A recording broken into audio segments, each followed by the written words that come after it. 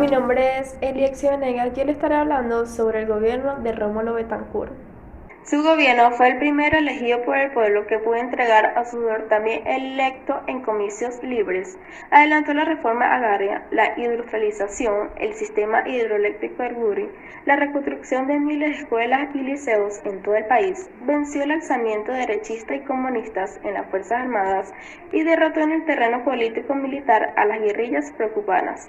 Betancourt denuncia los fusilamientos en Cuba y la violación de los derechos humanos a nombre de una revolución marxista-leninista. La revolución democrática es numérica. El mundo necesita cambios profundos con respecto a la dignidad humana y al Estado de Derecho.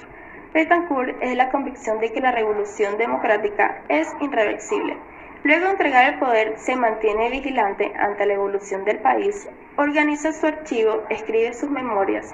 Por primera vez en muchos años, descansa, viaja, disfruta. Lo reconforma una vida familiar que la intensa militancia política la había arrebatado. Lee y escribe sin cesar, le preocupa la corrupción, la ineficiencia del Estado ante los problemas económicos y sociales. Muere en Nueva York el 28 de septiembre de 1981. Hola, mi nombre es Michela Cruz y le vamos a estar hablando sobre el establecimiento de la democracia. En 1936, Betancourt tuvo su regreso a Venezuela luego de la muerte de Gómez. Este apenas llegó, se sorprendió por la pobreza y el atraso que estaba viviendo el país en ese momento. Betancourt, aparte de ser un político pragmático, defendía la lucha por el establecimiento de la democracia en entrevistas periodísticas. Luego, Rómulo Betancourt simpatizó con el gobierno de Franklin Delano Roosevelt en Estados Unidos, ya que ésta paliaba las crisis económicas de su país y ayudaba a los más necesitados. Su admiración por Roosevelt sigue creciendo cuando el presidente norteamericano pronuncia el 6 de agosto de 1941 con su célebre mensaje al Congreso sobre las libertades. Rómulo Betancourt no estaba solo a la hora de cambiar la ideología que tenían de comunismo para cambiarla a democracia.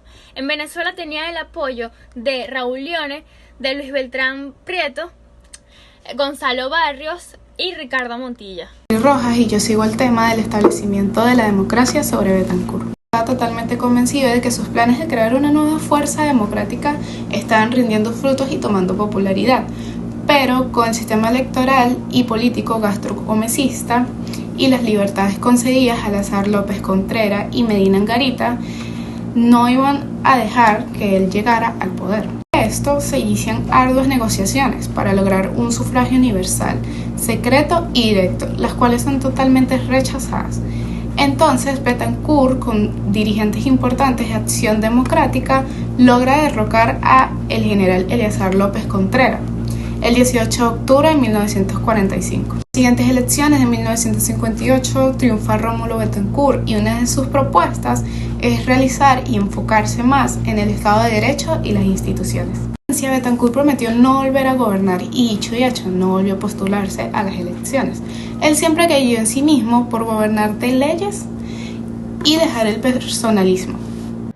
Hola, mi nombre es Sofía Rodríguez y yo les voy a estar hablando un poco sobre lo que fue la vida del presidente Raúl Leoni Otero, quien nació el 26 de abril de 1905 en Upata, Estado Bolívar. Sus padres fueron Clemente Leoni, quien era un inmigrante proveniente de Córcega, y Carmen Otero Fernández, quien era proveniente del oriente venezolano. Desde muy pequeño, Raúl Leoni se caracterizó por ser bastante estudioso, por lo que sus padres decidieron mudarse a Caracas para que culminara sus estudios, justamente en el Liceo Caracas. En 1924 inicia su carrera de Derecho en la Universidad Central de Venezuela, donde también se crea la Generación del 28 o Federación de Estudiantes, donde él fue presidente. Durante esta etapa, él trataba de no mostrarse. La Generación del 28 significó mucho para la vida de todos los venezolanos y mucho más para la vida de Raúl Leoni hasta llegar a su presidencia, debido a que estaba en una constante búsqueda y lucha por la democracia. Sin embargo, el presidente Raúl Leoni fallece el 5 de julio de 1972 en Nueva York, Estados Unidos. Bienvenidos nuevamente, mi nombre es Juan Marcano y vamos a hablar un poco sobre el gobierno del presidente Raúl Leoni. Su presidencia, la verdad es que se caracterizó por ser bastante pacifista, ya que había muy pocos problemas sociales y brindaba bastante la democracia y la libertad de expresión. Al gobierno de Raúl Leoni se le llegó a llamar en su día un gobierno de amplia base debido a sus diversas alianzas con diferentes partidos políticos que había en ese momento. En el gobierno de Raúl Leoni también ocurrieron bastantes hechos relevantes, como podrían ser, por ejemplo, la condena a 4 años de cárcel a Marcos Pérez Jiménez, como dijimos anteriormente, una pacificación, por así decirlo, entre el gobierno y la población, y también podríamos decir que surgieron bastantes nuevos partidos políticos debido a la división de los que ya había anteriormente. Mi nombre es Victoria Pérez y hablaré un poco sobre las políticas petroleras del presidente Raúl Leoni. El presidente Raúl Leoni siempre ratificó la política petrolera y desde el comienzo de su mandato siempre respetó todas las concesiones y todos los contratos vigentes para ese tiempo. Él también sabía que la industria petrolera era una base para el desarrollo del futuro del país. Dentro de sus políticas petroleras se encuentran los siguientes. Él siempre buscó la forma de mejorar la participación del Estado venezolano en las diferentes organizaciones a nivel mundial. Usó la OPEP como una organización que le hiciera frente a otras empresas extranjeras y a otros gobiernos. Colocó a la Corporación Venezolana de Petróleo como la empresa estatal encargada de dirigir, de programar y de revisar todo lo que tenía que ver con el comercio y la explotación petrolera en Venezuela.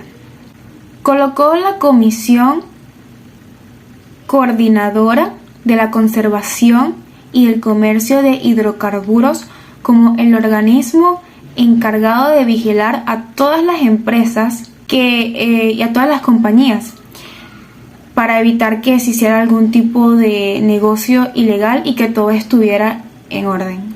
Mi nombre es Diego Llanes y voy a hablar sobre el gobierno de Luis Herrera Camping. Durante su periodo presidencial se lograron grandes obras de infraestructura, como por ejemplo el Teatro Santa Teresa Carreño, el Parque Central y el Metro de Caracas. Impulsó la reforma del Código Civil y la Ley de Educación. Creó el Ministerio de Desarrollo de la Inteligencia. Autorizó las emisiones de televisión a color en todo el país. Autorizó la creación y el suministro de una fórmula alimenticia llamada Lactobisoy, la cual usualmente se le daba a niños de edad escolar.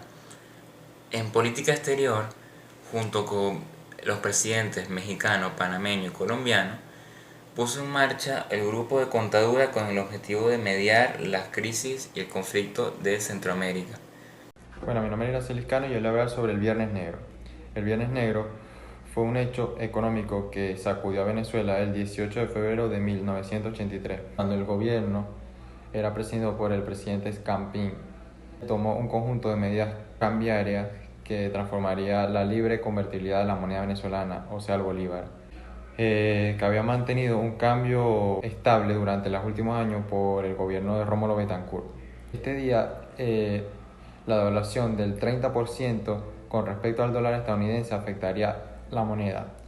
Esta medida abriría un proceso histórico en devaluación y rescisión de la economía venezolana, derivada de la corrupción del sistema de control cambiario y la millonaria salida de divisas de la década de los 80.